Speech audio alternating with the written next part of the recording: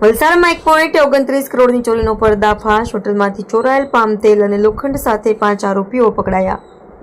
વલસાડ જિલ્લામાં ચોરીના મોટા કેસનો પર્દાફાશ થયો છે. વલસાડ રૂરલ પોલીસે ગુપ્ત માહિતીના આધારે સરોડી ગામ નજીક આવેલી શ્રી સાઈ આઈ માતા હોટલ પર દરોડો પાડી 1.29 કરોડ રૂપિયાથી વધુનો ચોરાયેલો માલ જપ્ત કર્યો છે. પોલીસે હોટલ પરિસર તથા પાછળના રૂમમાંથી 12 લોખંડના સળિયા અને 6 ચેનલ સહિતનો સામાન જપ્ત કર્યો હતો. સાથે જ 81 પામ ઓઇલ કેન અને એક ઇલેક્ટ્રોનિક ફોગ, 5 મોબાઈલ ફોન તથા 2 ટેન્કર અને એક ટ્રકમાંથી ચોરાયેલા પામ ઓઇલ તથા લોખંડનો માલ પણ જપ્ત કર્યો હતો. જપ્ત કરેલા તમામ સામાનની કુલ કિંમત ₹1,29,53,168 હોવાનું પોલીસ દ્વારા જણાવાયું છે.